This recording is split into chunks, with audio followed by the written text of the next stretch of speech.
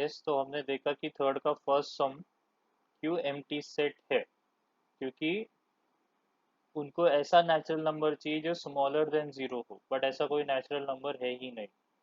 Next question, B is equal to set of X such that X square is equal to zero. अब अगर X square equal to zero है तो x zero हो जाएगा। देखिए x square अगर 9 होता तो एक्स जो है वो 3 और -3 होता, क्योंकि हमको 9 का स्क्वायर रूट लेना पड़ता। जब भी ऐसा कुछ आता है X square is equal to something, तो आपको क्या करना है, यहाँ पे जो भी नंबर है उसका स्क्वायर रूट लेना है।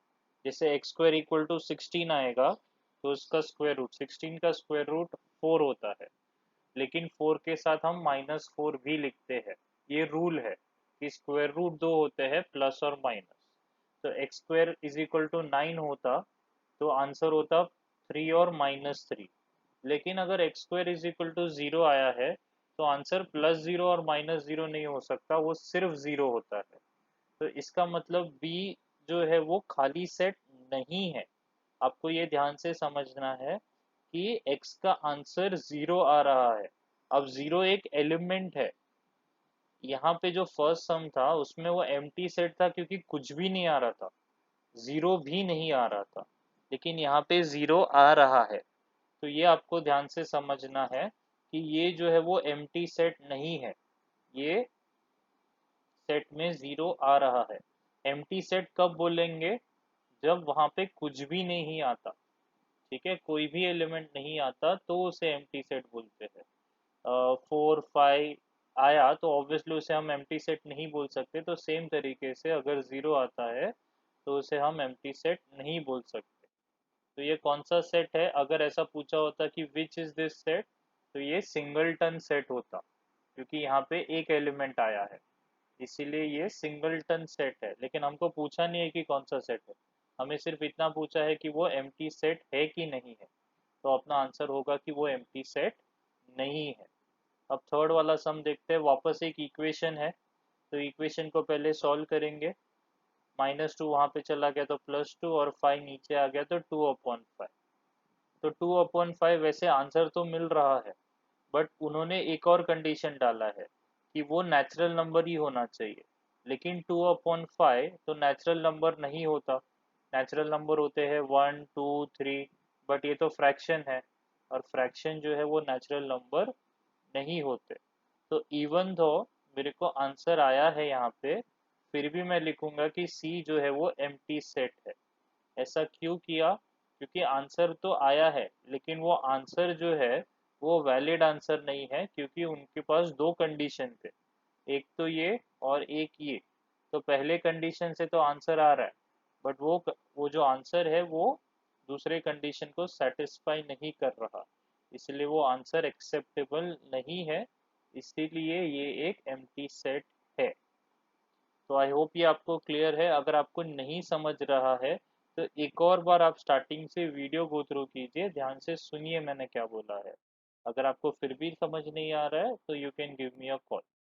तो let us move on to the last part for today's lecture, which is हमको फाइंड आउट करना है कि ये जो गिवन सेट्स है वो फाइनाइट है कि इनफाइनाइट है। तो पहला क्वेश्चन देखते हैं। पहले क्वेश्चन में उन्होंने बोला है कि a is equal to set of x such that x is less than 10 and x is a natural number. तो जो नेचुरल नंबर है वो तो 1 से चालू होके इंफिनिटी तक जाते हैं, लेकिन यहाँ पे उन्होंने एक और कंडीशन डाला है कि वो 10 से कम ही होना चाहिए। इसका मतलब ये वाले सेट में 1 से लेके 9 तक नंबर्स आ सकते हैं। ऑब्वियसली इसे हम काउंट कर सकते हैं, क्लियरली 9 नंबर्स आने वाले हैं। तो ये जो है वो फाइनाइट सेट है। तो यहाँ पे मैंने वो रीजन लिखा है, तो आप गो थ्रू कर सकते हैं, जो मैंने बोला मैंने वही लिखा है यहाँ पे। सेकंड क्वेश्चन देखते हैं। सेकंड क्वेश्चन में उन्होंने बोला है कि y जो है वो -1 से कम है, और y जो है वो इंटीजर है। तो -1 से कम इंटीजर्स कौन से है, -2 है, -3 है, -4 है, -5 है, ऐसे माइनस इंफिनिटी तक जा सकता है वो।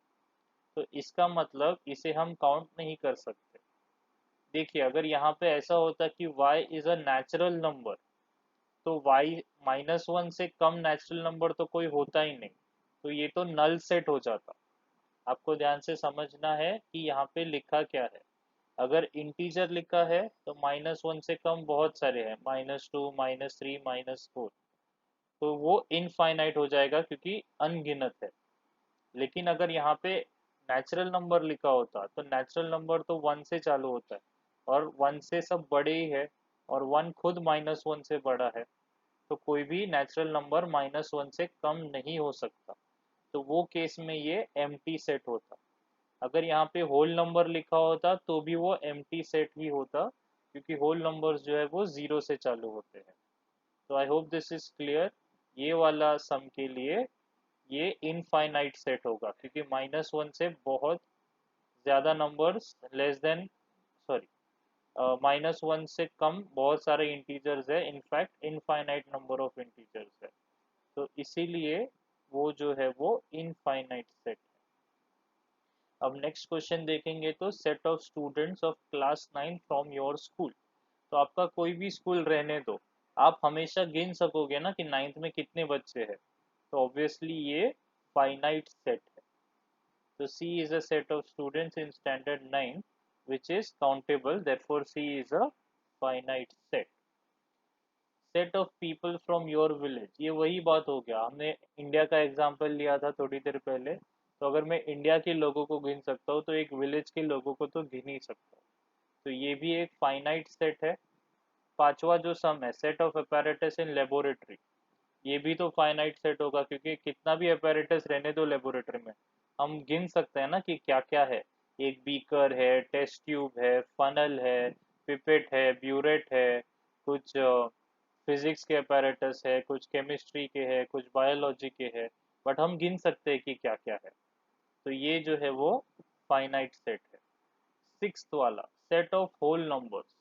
तो होल नंबर्स जो है वो 0 से चालू होता है, फिर 1, फिर 2, फिर 3, लेकिन ये कभी खत्म ही नहीं होता, इसीलिए ये इनफाइनाइट सेट है। रैशनल नंबर्स भी वैसे ही है, यहाँ पे तो फ्रैक्शंस भी चलते हैं, सब कुछ चलता है, तो ये तो बहुत ज्यादा नंबर्स है, इसे भी हम काउंट नहीं कर सकते, इसीलिए ये इनफाइनाइट सेट है। So that completes exercise 1.2. Please go through 1.1 and 1.2 properly. अभी जो नेक्स्ट लेक्चर होगा वो मोस्टली साइंस का लेक्चर होगा, but soon, maybe 1 week के अंदर आपका टेस्ट भी होगा। So make sure you are doing your homework regularly. मैं 1 या 2 दिन पहले बताऊंगा कि नेक्स्ट डे टेस्ट है और आपको इमीडिएटली टेस्ट के लिए अपेयर करना है। सो मेक श्योर कि आप आपके डाउट्स वगैरह सॉल्व करते रहे, और कुछ भी डाउट्स है तो मुझे पूछे।